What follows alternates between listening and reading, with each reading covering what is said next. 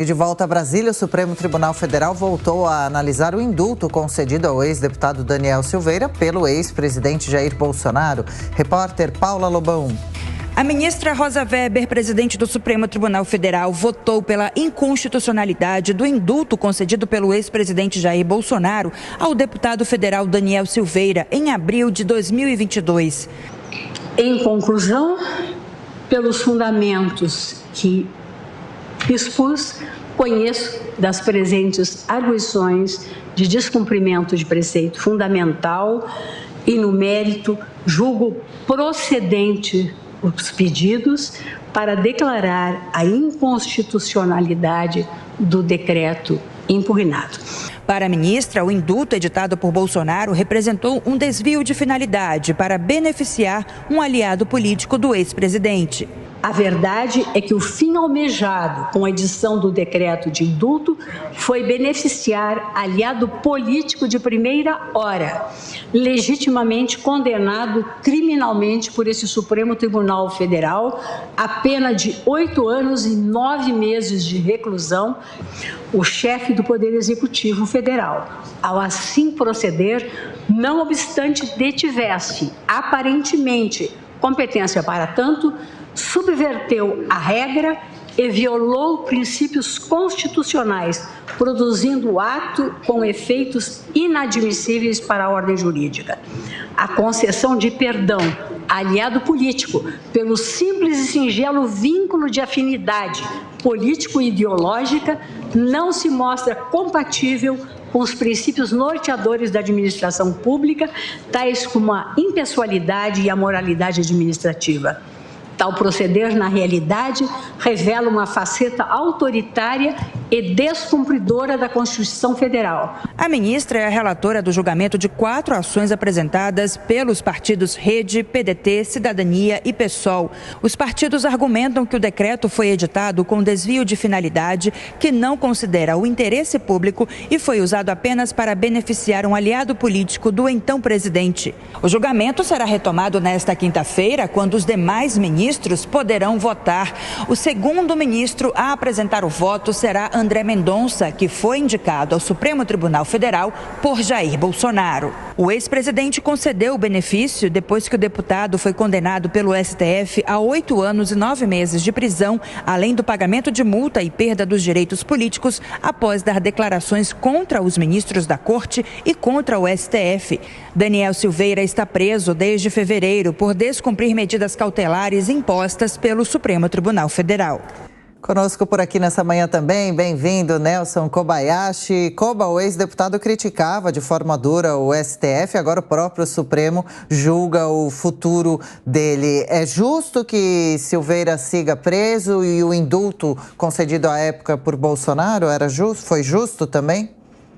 Pois é, primeiro muito bom dia, Adriana, Tiago, Beraldo, toda a nossa audiência. Essa é uma questão muito polêmica que envolve a concessão de uma graça pelo presidente da República ao Daniel Silveira. A gente precisa se lembrar, neste caso, que há uma pequena diferença entre a graça e o indulto. São subespécies do mesmo gênero. É tudo extinção de punibilidade. A pessoa não pode continuar sendo punida diante da concessão, seja de graça, seja de indulto. E a graça, especificamente, faço essa diferenciação justamente porque a gente tem um detalhe, um detalhe muito importante, inclusive, na graça, que é justamente a pessoalidade. Diferentemente do indulto, vamos nos lembrar, por exemplo, dos indultos natalinos, eles são concedidos a qualquer do povo que se adeque àquele decreto de indulto. Mas a graça é pessoal. Há, inclusive, a diferença de que a graça deve ser requerida, deve ser mediante provocação da parte interessada, diferentemente do indulto. Então, há diferenças importantes que merecem ser consideradas e que, com todo respeito, pelo voto da ministra Rosa Weber, não foi observado. A graça é pessoal, é uma prerrogativa do presidente da República, é causa de extinção da punibilidade e o Daniel da Silveira, por mais graves que sejam os fatos a ele imputados, merece ter o benefício da lei, que é justamente a validade desse decreto de graça do presidente da República. Bom, Beraldo, essa discussão também muito polêmica e o Supremo deve seguir qual caminho em relação a esse indulto, essas diferenças aí que até o Kobayashi falava, indulto e graça?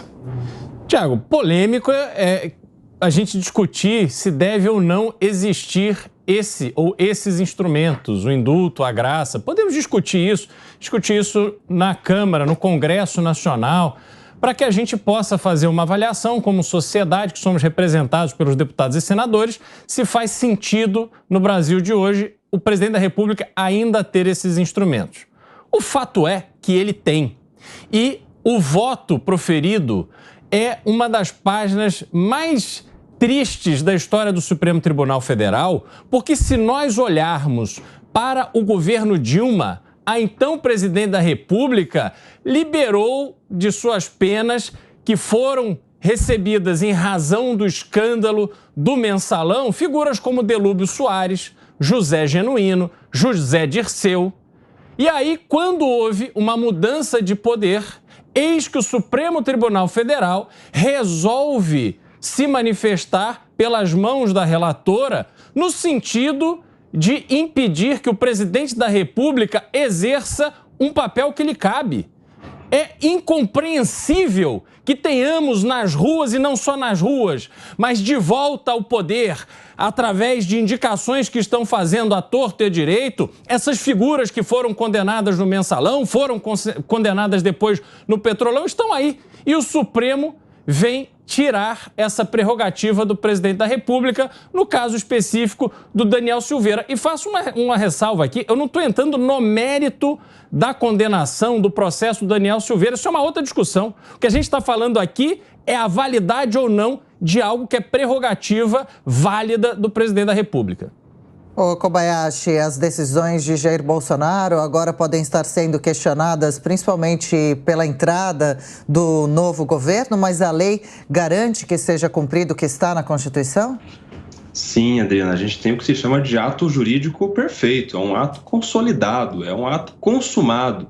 Então, é claro que é ato passível de apreciação pelo judiciário, mas a gente precisa respeitar também os atos que já foram tomados anteriormente.